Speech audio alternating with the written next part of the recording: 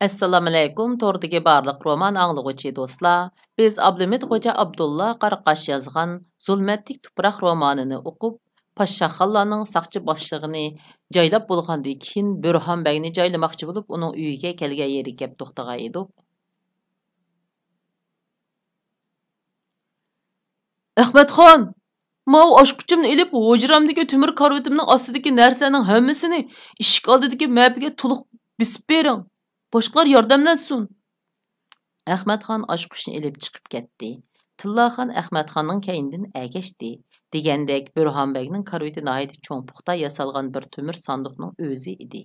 Ahmadxon karvatning yuzidagi gilamni o'rib, yandagi qulpini ichib, karvatning ustun yuzini ochdi. Darvaqa, karvatning ichida yog'och sanduqdan ikkisi, xurum chamdandan uchi, ondan kichik bir sanduqcha turardi. Tillaxon uy xizmatchisini sirtqa chiqarib etib, xurum chamdanning og'zini ichib, ichidagini tekshirib baktı. Chamdanning ichi rastilla tiza yangi pul bilan to'lgan edi. Tillaxon bilan uy xizmatchisi yog'och sanduqni ko'tarolmadi. Shuning bilan Tillaxon chiqib darvozani ochtirib, mapini hovliga akirgach, qolgan 2 yosh xizmatchini uyga boshlab akirdi.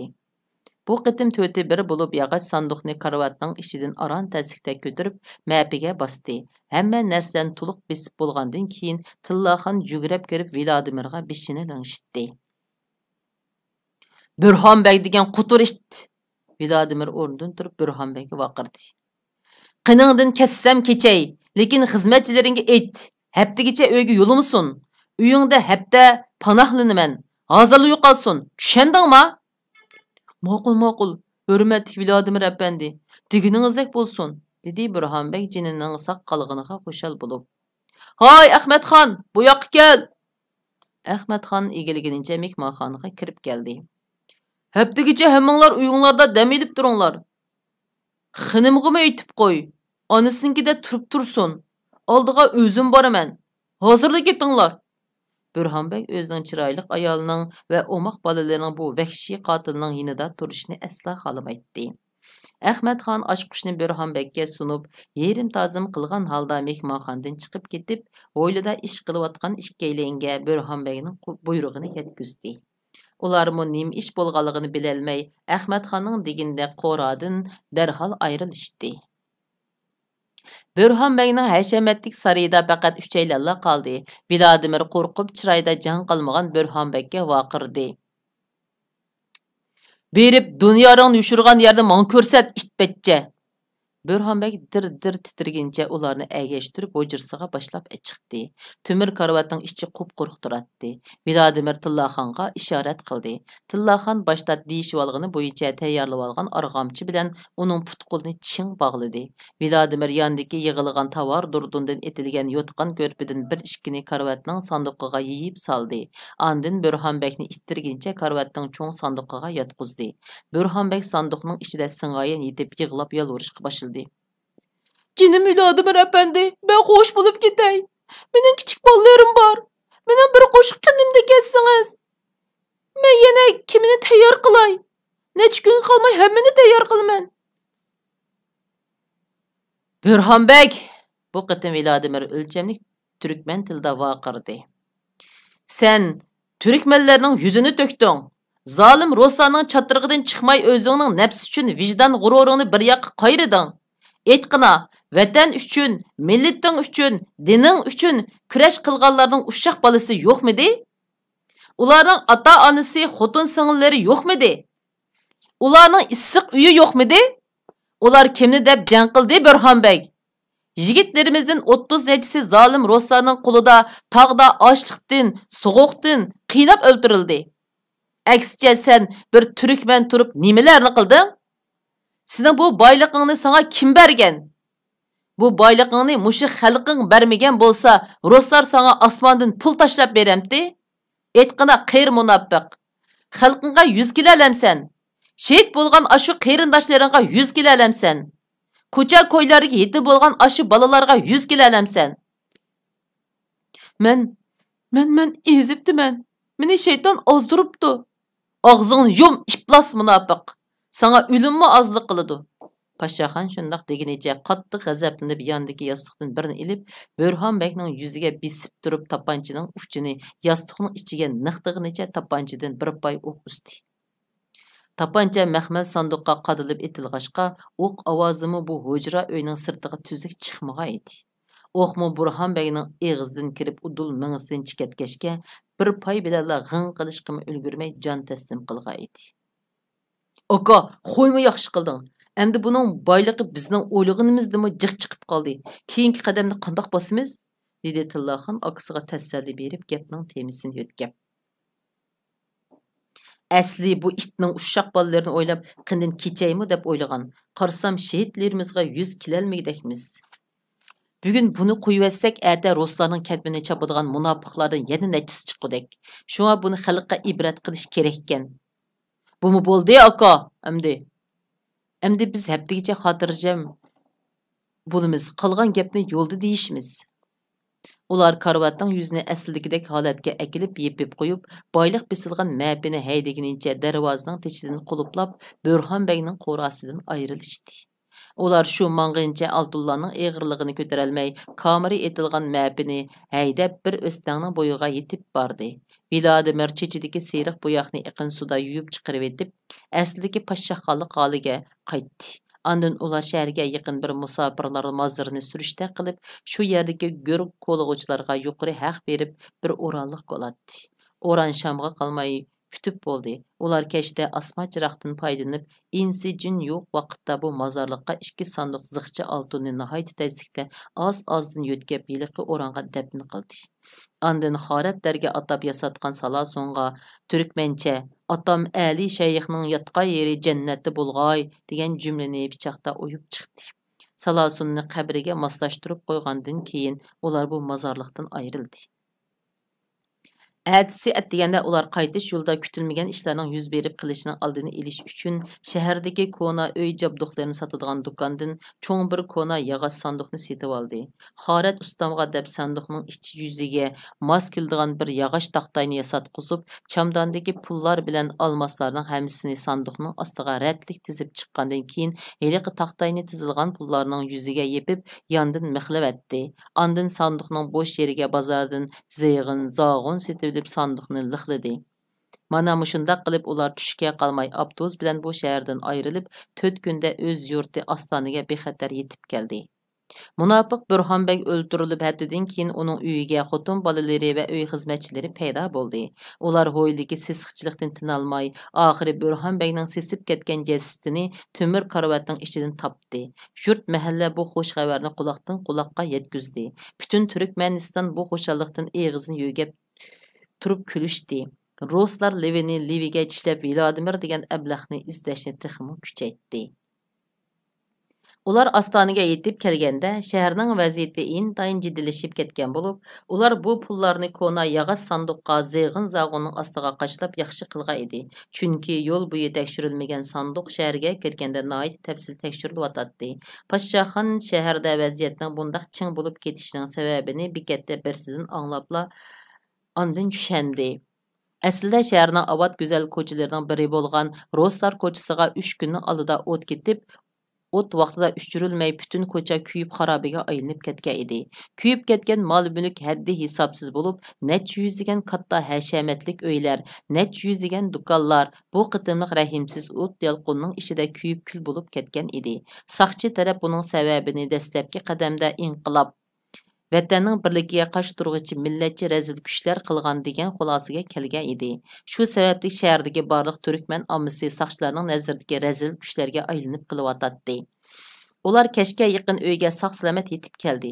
Bolalar 2 kundan beri mashq maydoniga borolmay uyda qapsilib o'tirib zerikib qolganda qiladi. Ular Podshohon bilan Tillaxonni ko'rib boshqacha xushal bo'ldi. Lekin Zerak Podshohon bolalarning ko'zlarini azroq bir normalsizlikni sezib qoldi.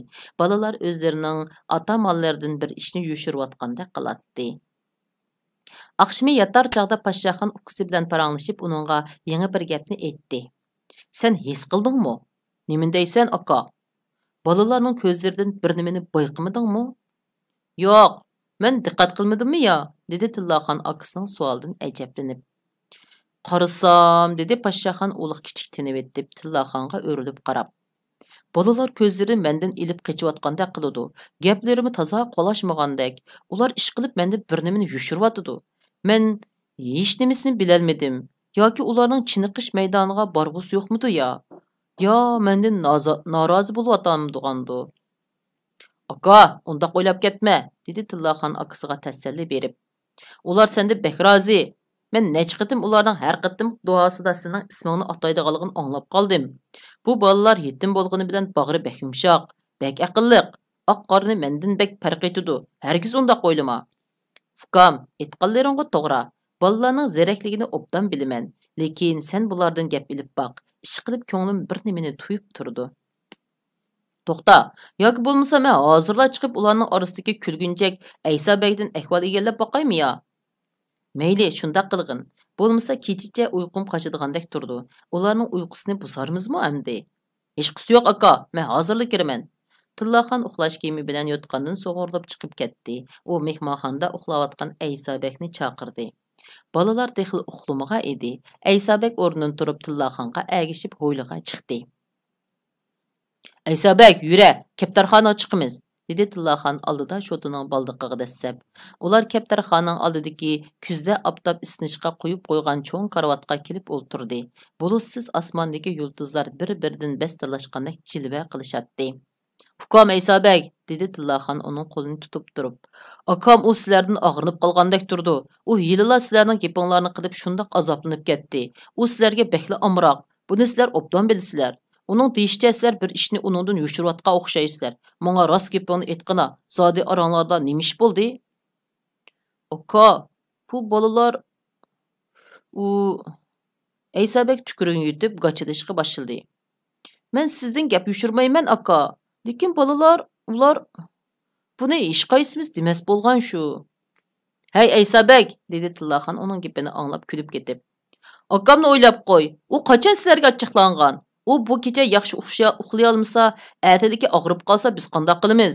Endi rostini aytdi. Bizga demagidek nimishdi u. Amsa, sana dey aka. Bolalarga o'zing bir nim desen, dedi Aysabek qalisini qashlab turib. Qaysi kuni mashq maydonidagi muallim biz bolalarni o'zaro musobaqa solg'aydi. Biz uyan-buyan bo'lib oxiri rus bolalar bilan hal qo'shib musobaqaga tushib qoldik. U rus harimining haqiqatan karomati bor ekan. U hammamizni yengib bizni yerga qartishga boshladi. Navbat bizning oramizdagi Hasanboyga kelganda biz ko'zimizni yumib o'tirdik. Chunki Hasanboyni semu bilasan. U odatda bek yuvosh edi. Kim bilsin, yuvoshning mungiz ichidigan emasmi? Aytu degicha iliq rus itini yerga choplab qo'ydi degina. Hammamiz bu g'albini tabriklab uyga mingish yo'lida ruslar ko'chasining oldidan o'tib ketib olsak, bu rus iti yengilganiga tan bermay bir muncha rus bolalarni yig'ib oldimizni to'sdi. Shuning bilan ikki taraf bo'lib tutishib ketdik. Kurusga kelgan turkman bolalardan bir munchisi biz tarafda turdi. Biz ularni raso silvatdik. Tuyuqsiz bu itning bolalari ovib ketdi. Qarsak ularning oqilaridan boshlab dadasigacha maydonga tushibdi. Hammasining qo'lida kaltak. Ko'z yumib ochqicha ular bizni kaltak bilan dumbalab qopolmas qilib etdi. Bir chaqda ammonlik saqlag'uchi degan nimalar keptikan. Ular kaltak tutqanlarni tutish uyoq tursin. Tixi ularga yombisib bizning qo'limizga ko'yza silyotidi. Ahvolni tushundirsak, gapimizni anglamay og'zimizga miltig'ining paynigi bilan uryotidi. Soqchi degan nimalar ulardan o'ta o'sal nimalar ekan. Ular bizni opirib, yana bo'ldi degicha urib, onda yo'lga silib etdi.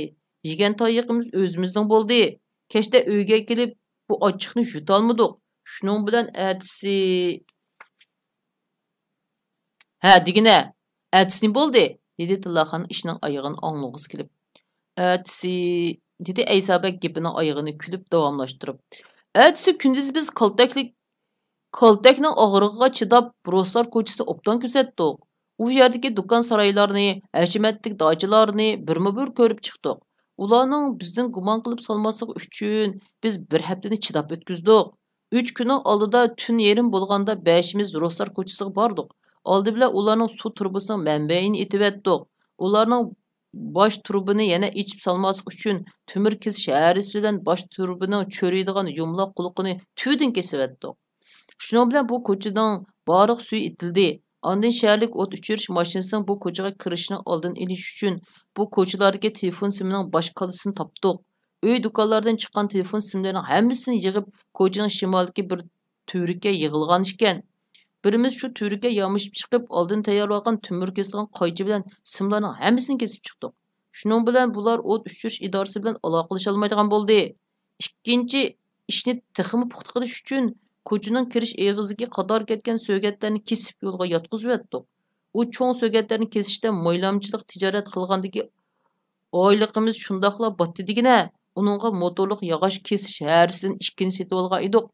Yarim soatga qolmay uningdan foydalanib belimdek so'gatdan 5-6 yo'lga o'rib etdik.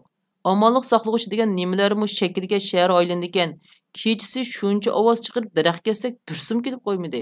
Shuning bilan kunduzi ilib qo'ygan bir ton benzinni qo'l harusiga besib Roslar ko'chasining o'ttirsiga akirib, beshimiz beshchilikda do'konlarning oldiga bo'lishib to'kdik.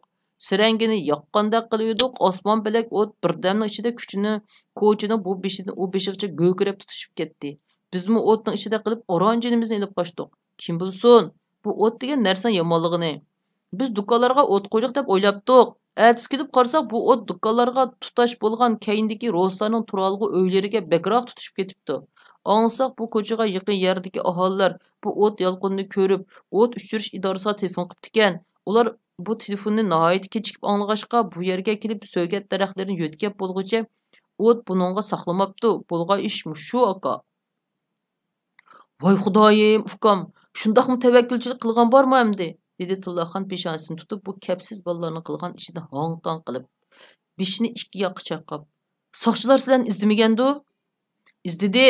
Ular Jambozliq saroyiga beribdi ekan, hammamizni yig'ib bu o't qo'yish ishining shamisini anglab qolsanglar bizga xabar qilinglar. Noyat katta suyunch berimiz dedi shu. Shundoq qilib sizlar bu ishni bizdan yushirmoqchi bo'lganmi? Ha, biz bu gapni ishkinglarga demas bo'lgan. Navoda bu gap qaysimizning eg'izdan chiqib qolsa, shu tunguz bo'ldigan bo'lgan. Mana chatoqning cho'ng chiqdi aka. Endi men bolalarga nima deyman? Buni degining yaxshi bo'ldi. Cho'ng chatoqni oldin ilish uchun har qanday ishni akamizdan yushirmasligimiz kerak. Esingda bo'lsin. Yettimizning puti bir o'tikda ukam. Sana tekkan tayoq hammamizga tegidi. Hamma ishda akam Poshshaxonning og'ziga qarayli. U bo'sh odam emas, bildingmi? Ular shunda deyishib o'gizdan tushdi. Aysabek yatag'iga kirib ketdi. Tillaxon kulib peshonasini tutquncha Poshshaxonning yoniga kirib keldi. "Ha, qanday yangilik? Yangilik bormikan?" dedi Poshshaxon chiroqni yondirib ufqisining kulib kirganini ko'rib. "Avval chiroq o'chira aka, gapning qizig'i endi chiqdi." Poshshaxon to'qni o'chirdi. Tillaxon akasining quloqiga eg'izini yiqib turib, "Burun chiqqan quloqdan keyin chiqqan munguzi ishib ketibdi degandek, bir ish bo'pti aka", dedi Tillaxon pixildab kulib.